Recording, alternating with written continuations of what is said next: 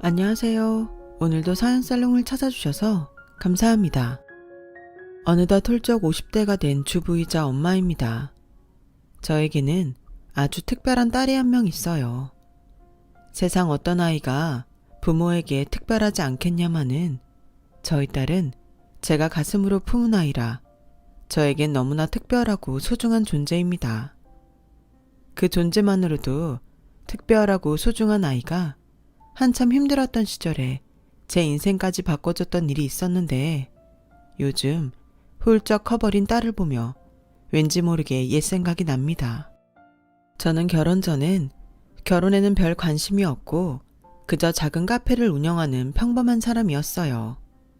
그러다 단골로 남편을 만나게 되었고 그게 인연이 되어 결혼까지 하게 되었는데요. 저도 남편도 이미 30을 훌쩍 넘기고 하는 결혼이라 양가에서는 다른 건 따질 것도 없다며 하루라도 빨리 식을 올리길 바라셨어요. 그리고 다행히도 양쪽 집안 형편이나 저와 남편의 수입이 크게 다르지 않아서 결혼을 준비하는 동안 크게 부딪힐 일도 없었는데 워낙 시부모님 두 분 모두 성격이 좋으신 분들이라 저는 결혼하고 살면서도 시집살이 같은 건 모르고 살았어요. 하지만 그렇게 모든 것이 다 좋으면 너무 감사하겠지만 사람 사는 인생이 어디 그럴 수 있나요? 그렇게 모든 것이 좋았던 결혼 생활에도 상대하기 싫은 시댁 식구가 딱 한 명 있었고 그 사람은 바로 남편보다 4살 많은 누나이자 저의 형님이었네요. 게다가 형님은 시댁 식구들 중 누구도 그런 사람이 없는데 유독 허영심과 욕심이 많았고 그래서인지 저와 처음 만났을 때도 첫인상이 참 별로였는데요. 그도 그럴 게 초면임에도 조심성이라고는 하나도 없이 노골적인 질문을 저에게 퍼부었어요. 저기, 그쪽 부모님은 집에 재산이 얼마나 있어? 설마 빚은 없으시지? 네? 글쎄요. 재산은 정확히는 잘 모르지만 두 분 노후 자금 정도는 이미 마련하신 걸로 알고요. 빚은 제가 알기로는 없어요. 아마 있어도 지금 사는 아파트 대출금 정도일 텐데 그것도 이제 끝날 시기가 다 됐고요. 아, 그래? 그 아파트는 혹시 어디에 있는 아파트야? 대단지 아파트지? 그럼 팔면 돈이 좀 되긴 하겠다. 아, 오해는 하지 마. 우리 부모님이 워낙에 그런 질문을 못하는 편이라서 내가 대신 물어보는 거야. 결혼은 일륜지대사잖아. 그래서 하는 말인데 우리 예비 올케는 시집 올 때 얼마나 들고 올 거야? 네? 얼마라뇨? 아우 답답해. 결혼 자금으로 얼마 들고 올 거냐고. 예단이나 혼수는? 설마 둘이 대충 하기로 한 거 아니지? 그게 벌써 어머님이 예단은 기본만 하자고 하셨고 혼수는 저희 쓸 것만 간소하게 하라고 하셨는데요. 이것 봐. 우리 엄마라는 사람이 원래 그렇다니까. 원래 시어머니면 좀 노골적으로 굴어도 되는데 그럼 다 됐고 예단 준비할 때 설마 내 건 없는 거 아니지? 내가 남동생 결혼한 친구들한테 물어봤거든? 대부분 만만하게 명품백이나 명품 코트 정도 받는 것 같더라. 나도 그 정도만 받을게. 저는 형님의 그 말이 참 황당했어요. 사실 예단 준비하면서 형님에게 따로 뭘 사줘야 한다는 건 금시초문이었거든요. 게다가 그 뒤에도 형님은 저에게 계속 대놓고 돈에 관련된 질문만 해대는데 속으로 저 사람은 뭐지? 라는 생각을 여러 번 했었네요. 그리고 저는 당연하게 고민할 수밖에 없었어요. 남편과 시부모님은 너무 좋았지만 형님이란 여자가 너무 이상하니 그로 인한 시집살이를 하는 건 아닐까? 솔직히 좀 두렵더라고요. 그래서 남편에게 형님에 대한 제 마음을 솔직하게 말했고 남편은 자기 누나 때문에 다 된 결혼이 엎어질까? 걱정이 되었는지 명품 선물 받을 날만 기다리는 형님에게 기대도 하지 말라며 못을 박았고 그 뒤부터는 알아서 자기가 중간 역할을 잘해주었는데요. 저는 그 모습에 비로소 안심이 되어 예정대로 남편과 결혼을 할 수 있었어요. 그렇게 결혼한 저는 시부모님의 예쁨을 아주 많이 받았어요.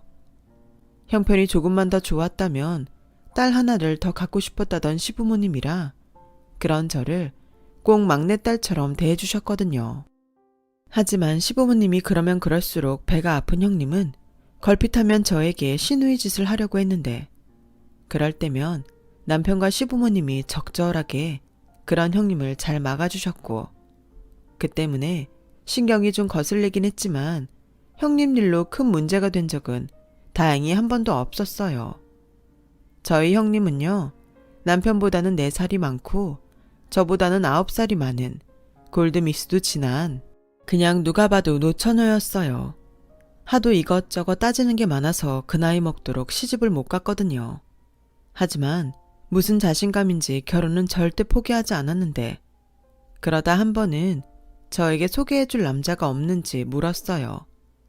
올케 주변엔 능력 있고 생긴 것도 훌륭한 그런 남자 없어? 형님, 그런 남자 있었으면 제가 시집갔죠. 어머, 지금 올케 나한테 농담하는 거야? 내 동생이면 올케한테 차고 넘치지. 보기랑 다르게 올케 욕심이 많구나. 저는 속으로 내가 아무리 욕심이 많아도 너보다 더 많겠니? 라고 생각했어요. 하지만 결혼이란 게 뭔지 시댁 식구 앞에서는 하고 싶은 말을 다 할 수는 없었고 그저 어색하게 웃어 넘겼는데요. 웃지만 말고 정말 없어? 글쎄요. 아, 제 친구 오빠가 형님이랑 나이대가 비슷한데 대기업은 아니지만 괜찮은 회사에 다녀요. 한번 물어볼까요? 그래? 그 사람 월급이 얼마냐? 그야 제가 거기까진 모르죠. 근데 그 나이면 직급이 있으니까 꽤 벌지 않을까요? 그래? 그럼 월 1,000만 원은 생활비로 줄 수 있나? 네? 1,000만 원이요? 에이, 형님. 그건 대기업 다니는 사람들도 힘들죠. 그거 봐. 월급쟁이는 뻔하다니까. 그래서 난 전문직이 좋아. 의사, 변호사. 그게 힘들면 회계사 정도는 돼야지. 형님, 제 주변엔 그런 직업 가진 사람은 없어요. 형님 주변에도 없잖아요. 그러지 말고 눈높이를 좀 낮춰보시는 게 어떠세요? 벌이도 중요하지만 가장 중요한 건 사람이잖아요. 뭘 모르는 소리 하네. 벌이가 좋으면 없던 애정도 생기는 법이야. 난 절대 쥐꼬리만한 생활비 받고는 못 살아. 남자가 1,000만 원씩은 생활비로 내놔야 나도 살림하면서 어디 나가서 빠지지 않지. 요즘은 전업주부들도 다 외제차 끌고 다니는 거 알지? 설마 형님, 결혼하면 직장 그만두시게요? 옳게 몰랐구나. 나 원래 현모양처가 꿈이야. 그렇게 욕심이 가득가득한데 꿈이 현모양처라니. 저는 순간 웃음이 나오는 걸 간신히 참았어요. 저보다 나이도 많은데 철이 없어도 한참 없잖아요. 요즘 세상에도 결혼으로 팔자를 고치고 싶어 하는 사람이 있구나. 신기할 정도였죠. 그리고요, 이 말은 차마 면전에 하지 못했지만 저희 형님은 그렇게 조건을 따질 입장은 아니었어요. 저희 형님이야말로 외모도 능력도 나이까지 경쟁력이 없었거든요. 월급도 월 200만 원 조금 넘게 버는 수준이라 마흔이 넘도록 본가에서 독립하지 못했는데 그러면서도 월급만큼 나오는 카드값에 매달 허덕이는 형님을 보며 어쩌면 형님은 평생 결혼을 못할 수도 있겠다는 생각을 했어요. 그리고 제 입장에서 정말 기분 나쁜 게 뭔 줄 아세요? 형님은 그런 처지임에도 그렇게 남자 조건을 따지면서 저에겐 평범한 회사원인 자기 동생이 저보다 아깝다며 또 저에게 너무 가분하다며 감사한 마음으로 자기 동생을 떠받들고 살라고 하는 거였는데 그럴 때면 이런 말도 꼭 했었죠. 요즘처럼 어려울 때 다달이 월급까지 오는 남자가 어디 흔해? 올케는 허물만 멀쩡하지? 고정 수입이 없잖아. 정말 알고 그러는 건지 모르고 그러는 건지 이유가 어쨌든 저에게 형님은 밉상 중에 상밉상이었어요. 그래서 한편으로는 형님이 시집을 못 가고 계속 저러고 산다는 것도 저에게는 은근 신경이 쓰이는 일이었는데요. 참 신기하게도 짝은 다 있다는 말이 맞는 건지 어느 날 전혀 생각지도 않았는데 시댁에서 형님이 결혼할 남자를 데리고 왔다며 가게 영업이 끝나면 시댁으로 오라는 호출을 받게 되었어요. 그리고 저도 모르게 형님이 하도 눈이 높으니 어떤 남자를 데리고 왔을까 많이 궁금했는데요. 막상 데려온 남자를 보니 형님과 같은 회사에 다니는 평범한 남자였어요. 그래서 제가 좀 신기한 눈으로 형님을 바라봤던 것 같은데 문득 그런 생각이 들더라고요. 아, 저 남자 집안이 부자인가 보구나. 그런데 그것도 아니었어요. 나중에 자기도 민망한지 저에게 형님이 신세한탄하듯 이렇게 말했거든요. 아, 나도 결국 이렇게 시집을 가네. 울케, 솔직히 아까 고소했지? 아니요, 무슨 그런 말을 하세요. 그리고 인상 참 좋으신데요. 형님도 많이 아끼시는 것 같고요. 사실 그거 하나 보고 하는 거야. 나를 엄청 오래 좋아했거든.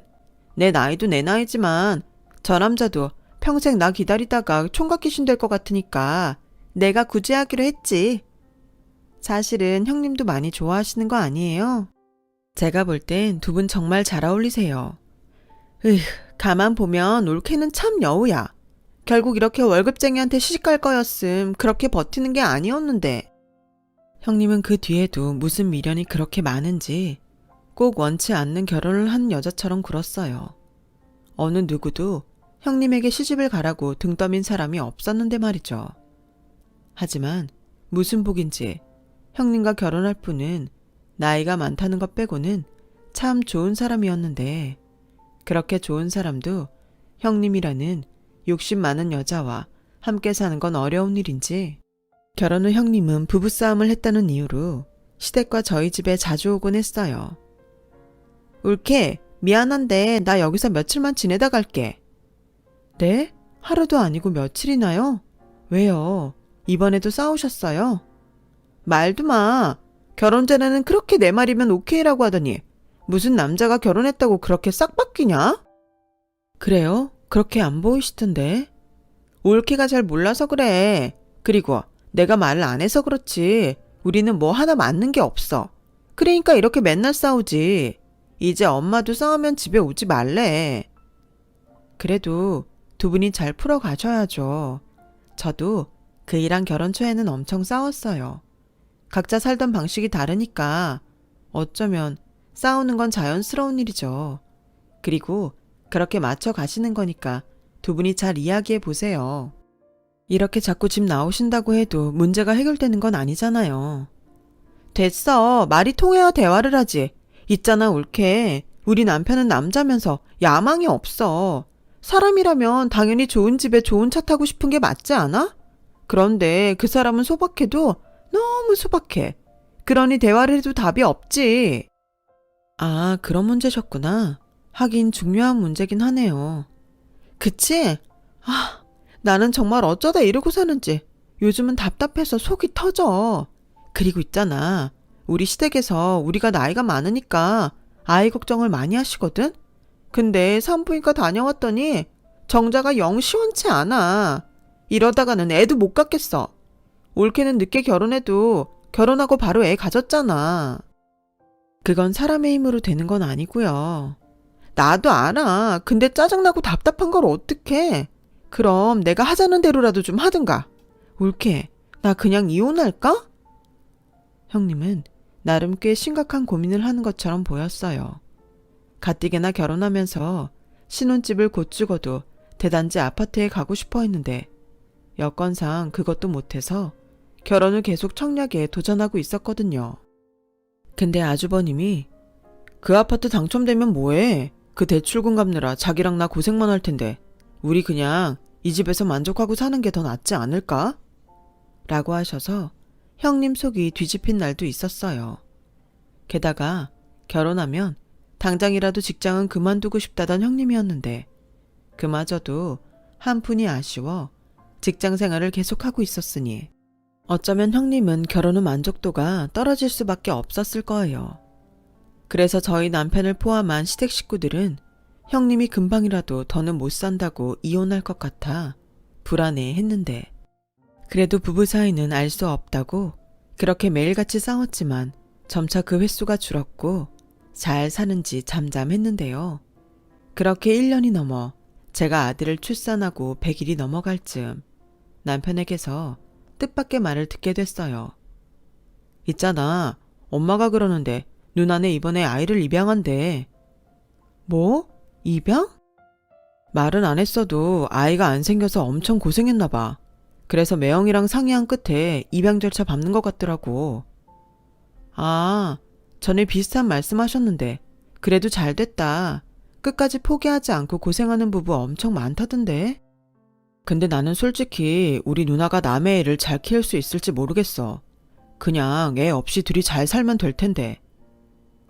에이, 그건 아니지. 애를 원하지 않으면 모를까. 그렇게 쉽게 말할 수 있는 건 아니잖아. 우리도 봐. 몸은 힘들어도 우리 아들 낳고 얼마나 행복해. 그야, 우리는 우리니까. 근데 우리 누나는 자기 자식도 잘 키울 수 있을지 불안한데. 하물며 남의 자식을 정말 잘 키울 수 있을지 불안해. 너무 그렇게 생각하지 마. 원래 여자는 모성애라는 게 있잖아. 아이 키우면서 형님도 예전하고 많이 달라지실 거야. 솔직히요, 저도 남편과 비슷한 마음이긴 했어요. 하지만 큰 결심을 하신 만큼 형님이 꼭 예전보다는 더 성숙해지길 진심으로 바랬는데 그것도 나중에 알았지만 저의 부질없는 희망사항이었어요.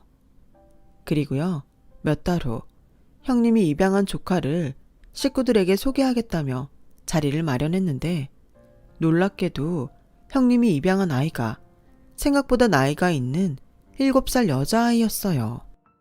보통 입양할 때 보면 신생아는 아니더라도 아기를 입양하는데 정말 의외라고 생각했죠. 그리고 듣기로 저 정도 나이가 있으면 입양 가기가 힘들다고 하는데 그 순간은 형님이 정말 달리 보였어요. 조금 오바해서 존경심까지 생기더라고요. 형님, 저는 정말 놀랐어요. 대단하세요. 보통은 많이 어린 아기를 입양할 텐데. 말도 마. 친구들이 왜 다 큰 애를 입양하냐고 얼마나 왈가왈부를 하는지. 지들이 키워줄 것도 아니면서 말이 많더라고. 보통은 그렇게 생각하죠. 저도 당연히 저희 아들이랑 비슷한 아기일 거라고 생각했거든요. 내가 올케를 보니까 갓난애는 너무 힘들 것 같더라. 잠도 못 자고 맨날 안고 있어야 하잖아. 난 절대 못해. 아, 그거였어요. 저는 입양의 기회가 잘 없는 큰아이를 일부러 선택한 줄 알았는데 실상은 자기가 힘들 것 같아서 수월한 큰아이를 선택한 거더라고요. 하지만 이유가 어쨌든 형님의 선택으로 저는 조카가 생겼고 조카는 눈치를 좀 보는 것이 안타까웠지만 예의도 바르고 야무진 아이였어요. 원래 제가 아들도 좋지만 딸을 갖고 싶었거든요. 그래서 저는 조카 아이가 반갑고 왠지 모르게 정이 갔어요. 그렇게 아이를 입양한 형님네는 몇 달 뒤 좋은 소식이 들려왔는데 시어머니 말씀으로 그렇게 바라던 청약에 당첨이 되었다고 하셨어요. 결국 형님은 아이도 갖고 원하는 아파트까지 가지게 된 건데 이쯤이면 모든 게 형님이 원하는 대로 흘러가는 것처럼 보였어요. 그런데 그렇게 이젠 걱정할 것이 없어 보이는 딸이었는데 시어머니는 뭐가 자꾸 마음에 쓰이는지 한숨을 쉬는 날이 늘었고 혹 아파트 계약금 같은 금전적인 것이 마음이 쓰여 그러신가? 저도 슬슬 걱정이 되었는데요. 어머니, 무슨 고민 있으세요? 무슨 한숨을 그렇게 쉬세요? 그게 내가 영 찝찝한 구석에 있어서 그래. 찝찝한 구석이요? 뭐가요? 내 친구가 그러던데 그 청약 당첨되는 게 그렇게 어렵다며. 그래서 내가 우정이한테 슬쩍 물어봤거든. 그랬더니 입양한 민지 있어서 그렇게 된 거라고 하더라고. 애 없이 둘만 있었으면 어려웠을 거래. 아, 듣고 보니 그럴 수도 있을 것 같네요. 설마 우정이 그거 아파트 청약 때문에 민지 입양한 건 아니겠지? 에이, 설마요. 아닐 거예요. 아무리 아파트에 가고 싶어도 누가 그것 때문에 애를 입양해요. 말도 안 돼요. 그리고 입양하는 건 뭐 쉽나요? 형님 보니까 기간도 오래 걸리고 엄청 복잡하던데요. 그렇지? 내가 괜한 오바하는 거지. 네, 절대 아니에요. 그래, 네가 아니라고 하니까 내 속이 다 시원하다. 내 딸이 좀 철이 없어도 그 정도로 한심하진 않을 거야. 맞다. 고맙다. 네 덕에 오늘 밤은 발 뻗고 잘 수 있을 것 같아. 저는 시어머니 말을 듣고 정말 깜짝 놀랐어요. 아무리 저희 형님이 욕심이 많다고 해도 사람이라면 그게 할 짓은 아니잖아요. 제가 비록 형님을 별로 좋아하지 않지만 그건 정말 아닐 거라고 믿어 의심치 않았어요. 하지만 그런 믿음도 이상하리만큼 딱딱 떨어지는 아파트 위치며 입양시기 그런 것들 때문에 흔들리기도 했는데 정말 그것만큼은 아니길 바랬어요. 그렇게 3년이 흘렀고 형님은 그렇게 기다리던 아파트에 입주를 하셨어요. 그리고 시간이 흐른 만큼 저희 아들과 형님의 딸도 그새 제법 컸는데요. 무엇보다 형님의 딸이 의젓한 초등학교 3학년이 되어 외숙모인 제가 언제 저렇게 컸나 싶을 때가 많았어요. 사실 그 3년 동안 형님이 바쁜 날엔 조카 아이는 대부분 저희 집에 있었거든요. 그렇다 보니 조카와 저는 정이 많이 들었는데 오죽하면 잘 모르는 사람들은 저에게 큰딸이 있다고 착각할 정도였죠. 그리고 형님은 점점 억지 같은 날을 만들어 다 큰딸을 저희 집에 보내셨는데 방학 때 뭐 거의 저희 집에 있었다고 보면 될 거예요. 하지만 저와 남편은 그런 조카가 싫지 않았고 워낙 조카 아이를 예뻐했기에 형님에게 한 번도 싫은 소리를 하지 않았는데요. 오히려 조카 아이가 저희 아들을 잘 봐주기까지 하니 제가 더 고마울 때가 많았어요. 힘드니까 하지 말라고 해도 보육원에서 동생들 많이 돌봤다며 어떤 때는 저보다도 더 능숙하게 저희 아들을 보는데 참 든든하더라고요. 원래 엄마한테는 딸이 있어야 좋다고 하잖아요. 그러니 예쁜 조카를 보면 하루에도 수십 번 딸 욕심이 그렇게 났었는데 형님은 저와는 반대로 자기 딸 민지를 귀찮아하는 날이 많았어요. 울케, 원래 기집애는 그렇게 정이 안 가나? 아들은 어때? 든든해? 든든하긴요. 사고는 안 치면 고맙죠. 민지야말로 든든하잖아요. 말하는 것도 행동하는 것도 예쁘고. 예쁘긴 개뿔? 그래도 막 데려왔을 때는 이쁜 구석이 좀 있었는데. 사춘기라 그런가? 징그럽네. 네? 무슨 그런 말을 다 똑같이 걷는 거죠. 형님 아이 갖고 싶어 하셨잖아요. 그리고 민지는 형님이 가슴으로 품은 아이고요. 그래, 맞아. 왜 사람들이 마음으로 낳았다고 하잖아. 나도 그런 마음이었어.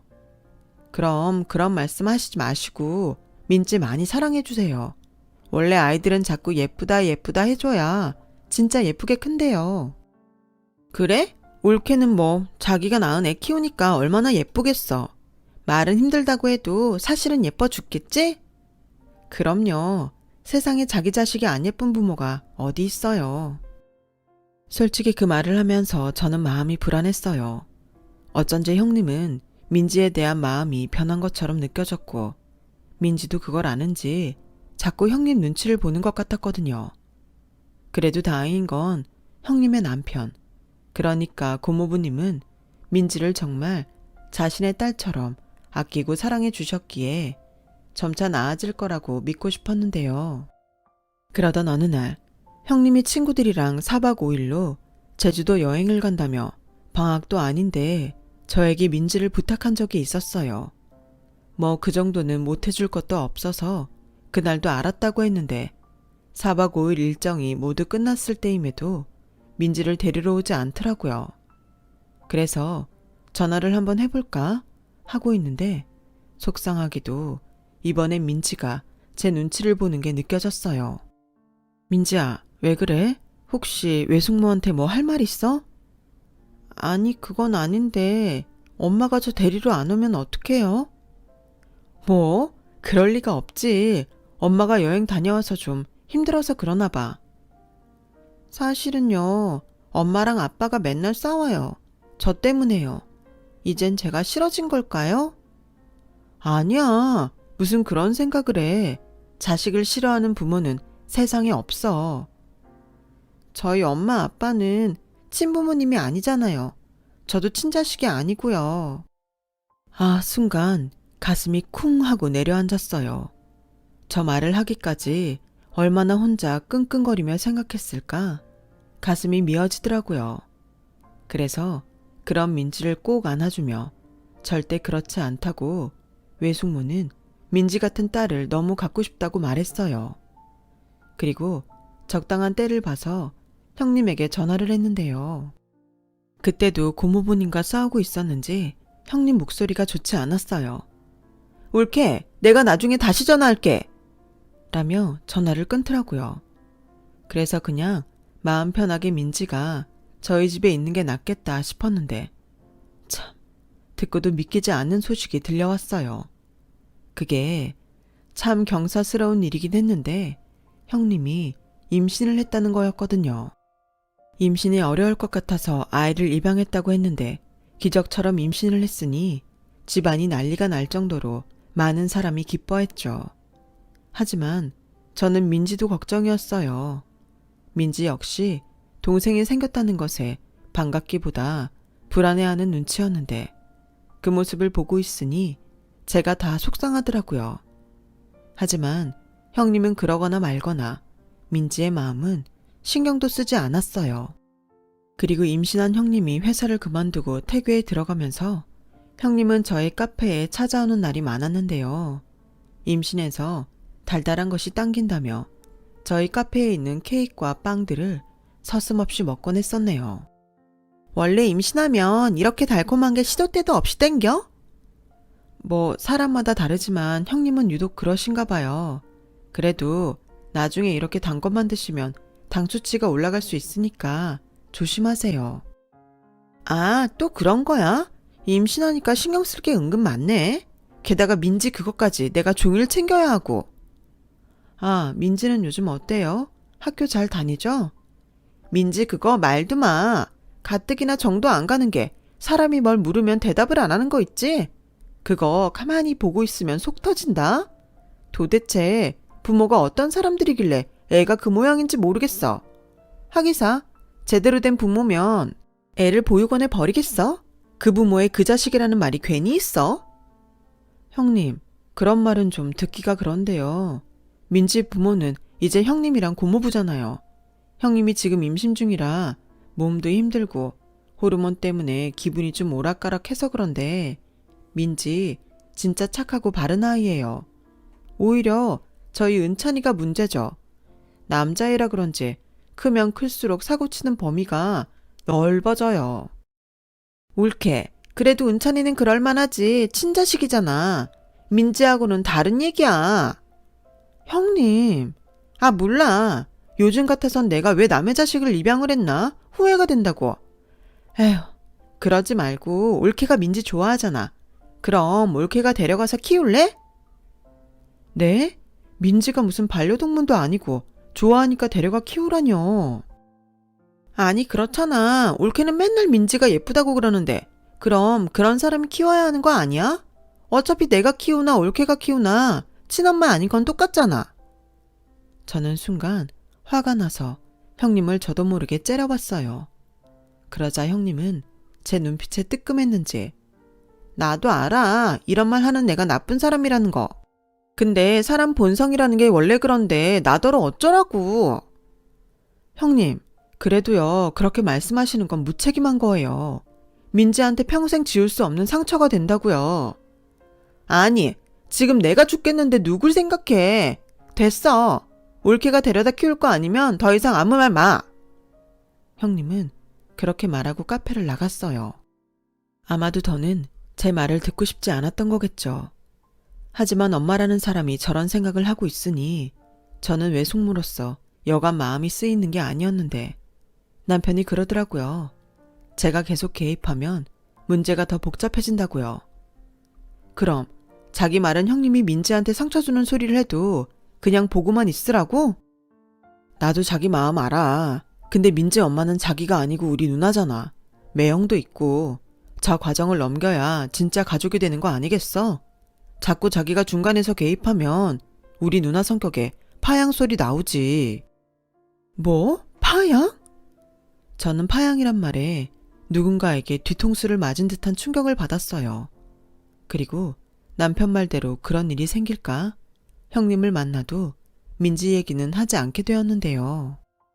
그렇게 출산을 한 형님은 자기를 똑 닮은 딸을 낳았는데 처음 하는 육아에 정신없이 지내는지 아이 100일 때 얼굴을 본 뒤로 한참 동안 얼굴을 보지 못했어요. 그러는 사이 중간중간 민지가 잘 지내는지 궁금한 저였지만 형님에게 또 빌미를 주는 것 같아 참았는데 그러던 어느 날 설마 했던 일이 정말로 일어났고 그건 신우가 결국 민지를 파양했다는 소식이었어요. 그 말이 어찌나 충격적인지 저는 다음날 아이를 유치원에 보내자마자 카페가 아닌 형님을 만나러 갔어요. 마치 따지러 간 사람처럼요. 뭐야, 아침 대바람부터? 형님, 민지 파양했다는 게 정말이에요? 아, 그거? 도저히 내 깜냥으로는 안 되는 일이더라고. 그럼 어떡해? 민지를 생각해서라도 일찌감치 다른 부모 찾게 길을 열어줘야 하지 않겠어? 민지가 지금 몇 살인데 그런 말을 하세요? 형님도 다 아시잖아요. 나이 먹을수록 입양 기회 없다는 거. 그래. 근데 원래 민지는 내가 데려올 때부터 나이는 다른 애들에 비해 많았어. 그럼 잠깐이라도 부모가 있었으니 오히려 다른 애들보다 나은 기억으로 사는 거 아니야? 뭐가 나은 기억인데요? 파양당했다는 상처만 남겠죠. 올케 지금 되게 이상한 거 알아? 내가 입양한 아이 내가 파양했다는데 올케가 무슨 상관이야? 그러게 내가 민지 그거 데려다가 키우라고 했잖아. 그때는 싫다고 하더니 왜 인제 와서 뒷북인데? 지금 그걸 말이라고 하세요? 아무리 친자식이 생겼다고 하지만 그렇다고 애를 다시 보내요? 그럼 어떡해. 나는 내 자식 키우느라 바빠 죽겠는데. 그리고 애가 둘이면 돈 들어갈 일이 얼마나 많은 줄 알아? 올케는 애 하나잖아. 근데 민지 그건 이제 곧 있으면 중학생이고 그럼 그 돈은? 전에는 몰랐어. 애 키우는데 그렇게 돈이 많이 드는지도 몰랐고 또 내 자식 낳으니까 남의 자식 밑으로 들어가는 돈이 그렇게 아깝다는 것도 몰랐어. 올케도 생각해봐. 그 돈이면 내 자식 조금 더 좋은 거 해줄 수 있는데 그 돈이 안 아깝겠어? 형님, 시끄러. 내가 올케 윗사람이야. 잔소리하지 말고 좋은 말 할 때 가. 가뜩이나 새벽 잠 설쳐서 피곤한데 도와주지 못할 망정 왜 사람 염장을 질러? 저는 거의 내쫓기다시피 형님 집에서 나왔어요. 그리고 집으로 돌아가는 내내 민지 생각이 나서 울고 말았는데요. 외숙모이자 어른으로서 지켜주지 못한 미안함이 저를 너무 힘들게 했어요. 그리고 큰 결심을 하기까지 굉장히 많은 고민을 하고 있을 때였는데 저녁, 그것도 늦은 저녁에 초인종이 울리더군요. 그리고는 현관문을 연 남편은 많이 놀랐는지 큰 소리로 저를 불렀어요. 그리고는 외숙모, 민지야, 너 여기 어떻게 왔어? 저는 놀라 한 걸음에 현관으로 갔는데 마음 아프게 아이는 맨발로 저희 집을 찾아왔더라고요. 신발은 어쩌고 이러고 왔어? 그게 저는 거기 있고 싶지 않아서 도망 나왔어요. 처음엔 집에 가려고 했는데 아무래도 거긴... 민지는 차마 뒷말을 잇지 못했어요. 하지만 전 알았죠. 민지가 하지 못한 그 말을 이미 들은 것처럼 다 알 수가 있더라고요. 그래서 그냥 민지를 제 품에 꼭 안았어요. 잘 왔다고. 외숙모도 보고 싶었다고요. 그랬더니 다 컸다고 생각한 민지가 제 품에서 그제야 엉엉 소리를 내며 울었어요. 얼마나 마음이 아팠고 또 얼마나 참았을까. 저도 울었어요. 그러니 저희 아들도 또 제 남편도 눈물이 터지고 말았는데 그렇게 저는 민지를 조카가 아닌 딸로 품기로 마음을 먹었어요. 사실 그 고민을 하고 있었거든요. 그래서 민지를 정식으로 저희 딸로 입양하기 전에 형님에게 이 사실을 말했는데 형님은 그러거나 말거나라며 제 말을 들으려 하지도 않았고 저 역시 민지를 형님과 만나게 하지 않겠다는 다짐으로 그 복잡한 입양 절차를 모두 마쳤답니다. 워낙 같은 집 사람에게 파양이 된 거라 보육원에서는 제가 민지를 입양하는 것을 반기지 않았어요. 아이에게 상처가 될 거라고요. 하지만 그 누구보다 민지가 제 딸이 되는 것을 원했고 그렇게 저와 민지는 서로가 서로를 간절히 원해 모녀의 연을 맺게 되었는데요. 형님은 그렇게 말은 했지만 캥기는 마음이 있었는지 아직 돌도 되지 않은 아이를 데리고 좋은 환경에서 애를 키우겠다며 캐나다로 이민을 가버렸어요. 뭐 저와 민지에겐 고마운 일이었죠. 그렇게 정식으로 가족이 된 민지는 전에 없던 밝은 아이가 되었어요. 시부모님도 당신 딸이 한 짓이 있으니 민지에게 늘 미안한 마음이셨고 그래서인지 다달이 저에게 민지 교육비에 보태라며 얼마의 돈을 주셨는데 처음엔 거절할까 하다가 민지가 이 사실을 알면 더 나을 것 같아서 저는 그 돈을 받고 민지가 다니고 싶어하던 피아노 학원을 보내줬어요. 민지야, 피아노 학원은 할머니 할아버지가 보내주시는 거야. 엄마가 말했지? 너무 감사해요. 맞아. 우리 민지 그러니까 열심히 배워. 그리고 잊지 마. 엄마는 물론이고 우리 가족 모두 민지 너를 사랑해. 알지? 저는 민지를 데리고 와서 6개월 정도는 늘 그렇게 사랑한다는 말을 달고 살았던 것 같아요. 그리고 그렇게 사랑으로 키우니 민지는 완전 다른 아이가 되어 제가 바라던 친구 같은 딸이 되어줬어요. 같이 쇼핑도 하고 영화도 보고 아들만 있는 엄마들이 저를 부러워하는데 제 어깨가 으쓱하더라고요. 그렇게 민지는 저에겐 없어서는 안 될 소중한 딸이 되어갔어요. 그리고 민지가 제가 모녀의 인연을 맺은 지 4년이 되어갈 즈음 뜻밖의 연락을 받게 되었는데요. 민지가 생활하던 보육원에서 걸려온 전화였어요. 그리고 민지의 조부모님이 찾아왔다며 민지를 만나고 싶어 한다는 말을 듣게 되었어요. 그때까지 민지의 진짜 가족이 나타날 수 있다는 생각을 왜 한 번도 하지 않았는지 그야말로 충격을 받고 말았죠. 하지만 아이에겐 참 잘된 일이었기에 저는 이젠 중학생이 된 민지에게 이 사실을 조심스럽게 전달했어요. 민지는 생각을 좀 해보겠다고 하더니 바로 다음날 아침에 조부모님을 만나고 싶다고 했어요. 그렇게 다시 보육원을 찾은 저희 부부와 민지는 정말 떨리는 마음으로 민지의 조부모님을 뵙게 되었고 그제야 비로소 민지의 사연을 들을 수 있게 됐어요. 네가 민지니? 하랩이다. 이렇게 많이 컸구나. 미안하다. 너무 늦어서 미안해. 할미야, 네가 여기 있는 줄도 모르고 여지껏 살았다. 우리가 죄인이야. 민지의 조부모님은 민지를 보자마자 우시면서 그렇게 민지의 손을 잡고 말씀하셨어요. 그리고 민지는 그 모습이 조금 얼떨떨한지 계속 저만 쳐다봤는데 제가 고개를 끄덕이니 이내 대견하게도 이런 말을 하기 시작하더군요. 할머니, 할아버지, 저는 괜찮아요. 저는 지금 너무 행복하게 잘 살고 있어요. 저희 엄마 아빠가 저를 정말 많이 사랑해 주시거든요. 그래, 그게 정말이니?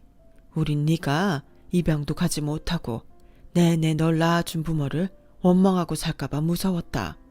근데 이렇게 잘 크고 있었다니 정말 고맙습니다. 이 은혜를 어찌 갚아야 할지 모르겠어요. 민지의 조부모님은 이내 저희 부부에게 다가와 무릎을 꿇고 연신 고개를 숙이셨어요. 그래서 저와 남편은 똑같이 무릎을 꿇고 아니라며 예쁘고 착한 딸을 만나게 해주셔서 오히려 감사했다고 했는데요.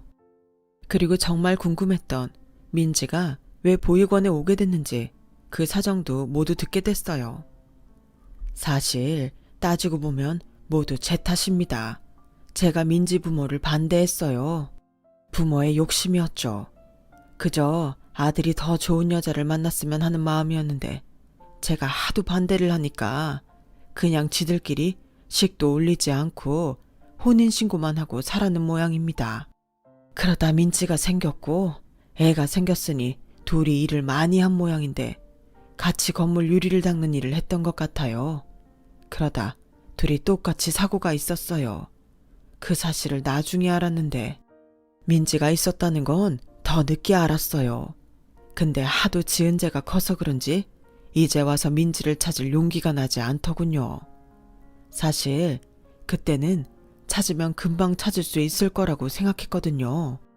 근데 그게 생각보다 참 오래 걸렸어요. 죄가 죄를 낳는다고 정말 두 분에게도 죄송하고 또 감사합니다. 아닙니다. 저희는 한 게 없어요. 민지가 워낙 바르고 예쁜 아이라서요. 그런데 실례지만 민지를 데려가실 생각이신 건지 여쭤봐도 될까요? 사실 저는요, 민지가 진짜 가족을 만난 건 정말 다행이라고 생각하면서도 한편으로는 친딸처럼 키운 민지를 저분들에게 보내야 할까봐 두려웠어요.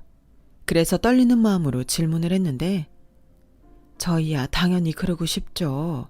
하지만 민지의 마음이 가장 중요한 거라고 생각합니다. 키우신 정이 있는데 아무리 저희가 혈연관계라고 해도 저희 마음대로 그럴 수는 없죠. 그렇죠, 여보? 그렇지. 민지야, 하래비는 민지랑 더 자주 보고 싶은데 너는 어떠니? 민지는 다시금 예전 습관이 나오는 듯 눈치를 봤어요. 그리고 그 순간은 저도 욕심이 나서인지 민지에게 그 어떤 말을 하지 못했는데요. 민지는 그런 제 마음을 알았는지 저보다 더 어른스럽고 현명하게 이렇게 대답했어요. 지금은 엄마 아빠랑 살면서 할머니 할아버지를 자주 뵐 수 있었으면 좋겠어요. 저도 두 분과 친해지고 싶고 친부모님 얘기도 많이 듣고 싶은데 지금 저희 부모님과는 떨어지고 싶지 않아요. 그래. 근데 우리가 사실은 네가 오기 전에 들은 게 있어서. 아무래도 민지의 조부모님은 민지를 처음 입양한 형님에 관해 보육원 원장님에게 파양 이야기를 들으신 것 같았어요. 그리고 형님이 캐나다로 이민을 간 건 모르고 계셨기에 당신들께서 민지를 데려가는 것이 좋겠다고 생각하신 눈치더라고요. 그래서 저는 최대한 두 분이 납득할 수 있도록 말씀을 드렸고, 무엇보다 민지에게 상처를 준 형님이 국내에 없다는 것이 안심이 되었는지, 그럼 성인이 될 때까지는 저희 집에 살면서 서로 왕래하자고 하셨는데요.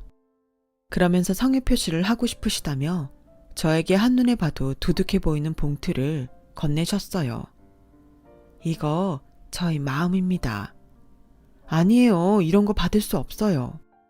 그래도 받아주세요. 이걸 받으면 제가 그동안 민지를 키운 게 진심이 아닌 것 같아서 싫습니다. 나중에 우리 민지 시집갈 때 그때 민지한테 주세요. 그 전까지는 그냥 지금처럼 저희 부부가 똑같이 키우고 싶어요. 아휴, 그건 아니죠.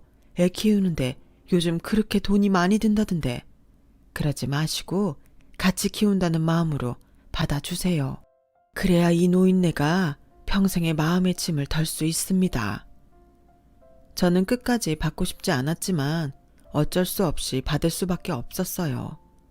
그리고 절대 그 돈은 쓰지 않겠다고 다짐하고 또 다짐했는데 사람의 일이라는 게 정말 마음처럼은 되지 않는 건지 때도 얄궂게 일이 터지고 말았어요. 평소 경기가 나빠 남편의 회사가 힘들다는 말을 듣긴 했지만 그렇게 순식간에 부도가 나고 남편이 실직하게 될 줄은 꿈에도 몰랐거든요. 게다가 설상가상으로 제가 운영하는 카페도 임대 보증금을 2배나 올려달라고 건물주가 무리한 요구를 하는데 눈앞이 캄캄했어요. 그래서 당장 집을 줄여 이사를 가고 그 돈으로 남편과 저 둘이 식당이라도 해야 하지 않을까? 저희 부부는 밤마다 그렇게 심각한 상의를 했는데 민지가 새벽에 했던 저희의 대화를 어쩌다가 들은 모양이었어요.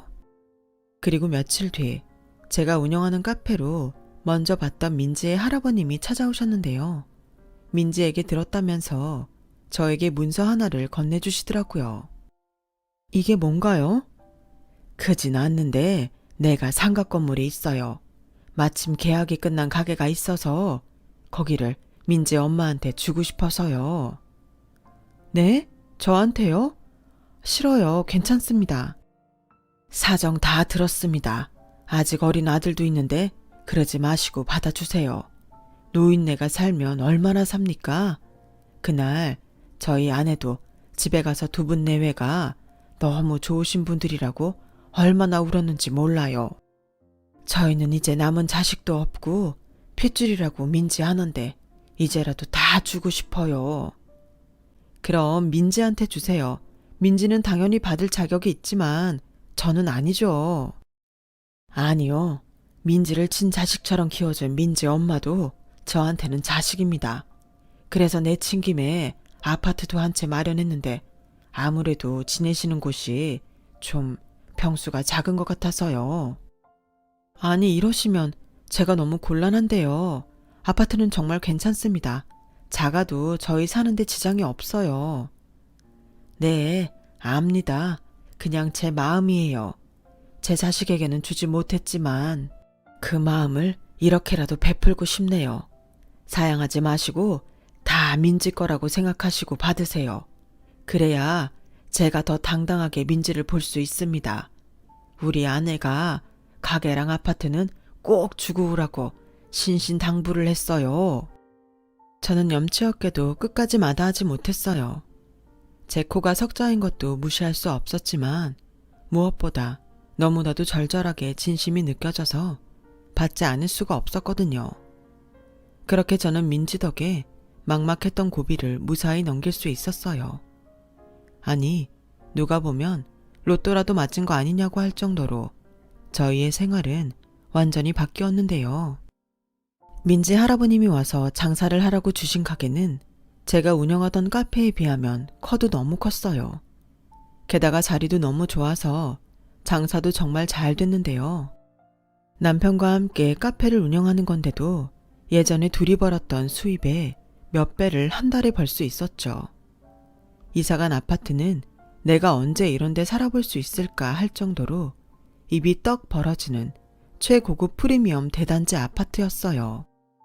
참 죄송하고 감사했는데 알고 보니 같은 아파트에 두 분이 살고 계시더라고요. 서로 자주 왕래하며 지내자는 마음으로 저에게 아파트를 사주신 거라며 웃으시는데 그냥 앞으로 민지에게 또 민지의 조부모님에게 잘하는 마음으로 보답하자는 생각을 했어요. 그렇게 시간은 또 흘렀어요. 그리고 민지가 18살이 되었으래 영영 오지 않았으면 했던 형님이 한국으로 돌아왔어요. 시부모님에게 민지의 이야기를 들었는지 저희 가게에 찾아왔는데요. 올케, 잘 지냈어? 어머, 세상에, 가게 정말 좋다. 형님 오셨어요? 죄송해요. 바빠서 오신 줄 알면서도 연락도 못 드렸네요. 그건 됐고 민지 가족 찾았다며. 엄청 부자라던데? 맞아. 이 가게도 그분이 주신 거야? 그리고 또 뭐 받았어? 네? 아, 그게 근데 왜 궁금하세요? 왜긴 원래 엄마는 나였잖아. 사실은 이게 다 원래 내 건데 내가 안 궁금하겠어? 형님, 민지 정 안 간다고 파야한 거 벌써 잊으셨어요? 그래놓고 제가 뭐 받았는지는 궁금하시고요. 올케, 말이 좀 심하다. 나도 사람인데 당연히 후회했지. 내가 왜 캐나다까지 갔는데 민지 보기 미안해서 그런 거야. 나도 내가 잘못한 거 안다고. 그리고 솔직히 몇 번이고 민지 다시 데리고 오고 싶었어. 키운 정이 있잖아. 이제 와서요. 형님 정말 낯짝도 두껍네요. 왜? 제가 뭐 좀 많이 받은 것 같으니 배가 아프세요? 어디서 무슨 소리를 들었는지 모르지만 민지 조부모님도 형님이 민지한테 한 짓 다 알고 계세요. 괜히 나서지 마시고 조용히 계시라고요. 뭐야? 지금 말 다 했어? 왜? 민지 팔아서 돈 버니까 눈이 도냐? 누나, 지금 남의 가게에서 왜 큰 소리야? 눈 돈 사람은 이 사람이 아니라 누나잖아. 막말로 누나가 민지 그렇게 하지 않았으면 우리가 민지 입양했겠어? 친자식 생겼다고 버릴 땐 언제고 이제 와서 왜 이래? 제발 부끄러운 줄 알아라. 누나 한국 온 거 나 민지가 몰랐으면 좋겠어. 민지 이제 우리 딸이고 난 우리 딸 마음 아픈 거 못 봐. 하, 웃겨? 언제부터 민지가 니들 딸이야? 됐고, 나 민지랑 민지 조부모님 만나게 해줘. 형님, 됐고 그냥 만나게만 해달라고. 형님은 그렇게 막무가내로 민지와 민지 조부모님을 만나겠다고 떼를 썼어요. 그리고 남편은 민지는 안 되고 조부모님과는 만나게 해준다며 형님을 데리고 민지 할아버님이 운영하는 사무실을 찾아갔는데 사실 제가 하도 걱정이 돼서 민지 할머님께 형님이 곧 할아버님을 뵈러 간다고 말씀을 드렸거든요. 그리고 걱정이 돼서 직원에게 가게를 맡기고 저도 뒤따라갔는데 안내를 받고 도착한 사무실 안에서는 어디서 그런 괴력이 나오신 건지 민지 할머님이 형님의 머리채를 잡고 계셨어요. 내가 죽기 전에 니년 얼굴을 꼭 보고 싶었다. 어디 감히 내 소녀한테 그런 상처를 줘. 네가 그러고도 사람이야. 오늘 너랑 나랑 같이 죽자. 이 할망구가 뭘 먹고 이렇게 힘이 세? 야, 너는 왜 보고만 있어? 이 할망구 좀 어떻게 해봐. 왜 누나가 만나게 해달라며. 난 원하는 대로 해줬는데 무슨 문제 있어? 여보, 그만해. 그러다 사람 잡겠네. 아닙니다. 계속 하시라고 하세요. 저희 누나는 좀 혼나야 합니다. 그리고 걱정하실까봐 미리 말씀드리면 민지는 절대 저 사람 만날 일 없게 할 거예요. 민지가 괜찮다고 해도 제가 절대 못 만나게 할 겁니다. 그건 걱정하지 마세요. 참 다행이었어요. 그리고 민지를 걱정하고 사랑하는 사람이 저 말고도 이렇게 많다는 것이 정말 뿌듯했는데 그날 그렇게 호되게 당한 형님은 무슨 억하심정인지 나중엔 저희 부부에게 민지를 만나게 해준 대가를 내놓으라며 인간 말종짓을 했어요. 결국 저희 부부는 형님과 연을 끊기로 했고 시부모님도 아무리 당신들 딸이지만 한심하다며 다시 보지 말자고 집에서 내쫓았다고 하셨는데요. 나중에 알고 보니 형님이 갑자기 한국에 혼자 들어온 이유가 따로 있었어요. 글쎄 형님은 캐나다에서 돈 많은 남자를 꼬셔 남편을 갈아치우려고 수작을 부리다 그걸 제대로 걸려서 이혼을 당했더라고요. 가뜩이나 욕심도 많고 인성도 별로인 형님과 사는 것이 힘들었던 아주버님이었는데 이번엔 아주 단단히 마음을 먹은 것 같았어요. 그래서 애는 당신이 키운다며 형님을 빈털터리로 내쫓은 것 같은데 지푸라기라도 잡고 싶은 심정은 알겠으나 엄한 곳에 쏟아서 결국 가족들에게도 외면을 받는 신세가 된 거예요. 그러게 왜 그렇게 인생을 한심하게 사는지 보는 제가 정말 답답합니다. 저런 사람도 나중엔 정신을 차리는 날이 오기는 할까요? 저는 원래 사람은 변하지 않고 고쳐 쓰는 것도 아니라는 생각을 하는 사람이라 형님이 정신을 차린다고 해도 절대 다시 보고 싶은 마음은 없어요. 제 인생에 만난 사람 중 형님이 최악의 사람이거든요. 그래서 부디 이 글을 쓰는 지금도 형님을 다시 보고 싶은 마음은 추호도 없어요. 그저 남편에게 피해나 끼치지 않고 살았으면 좋겠다는 마음입니다. 아직도 민지는 저희 부부와 함께 지내고 있어요. 올해로 대학 졸업반인데 아직 취업이 되지 않아서 걱정이 한가득이더라고요. 아직 시간도 많고 그렇게 조급할 필요는 없는데 이제 정말 민지가 저의 품을 떠나는 날이 다가오긴 하나 봐요. 원래 부모는 자식이 자립하는 그날까지 품을 수 있는 거라고 하던데 자식은 왜 이렇게 빨리 커버리는 걸까요? 저희 부모님도 같은 마음이셨겠죠? 언젠가 우리 딸이 결혼하고 부모가 되었을 때 저희 딸도 제 생각을 꼭 해주길 바라며 저의 이야기를 여기서 마치도록 할게요. 지금까지 저의 긴 사연 들어주셔서 대단히 감사합니다. 언제나 건강하시고 매일매일이 행복하시길 진심으로 바랄게요. 고맙습니다. 여러분, 사연 댓글에 응원과 현명한 조언 부탁드려요. 좋아요와 구독은 저에게 큰 힘이 됩니다. 오늘도 좋은 일 가득하세요.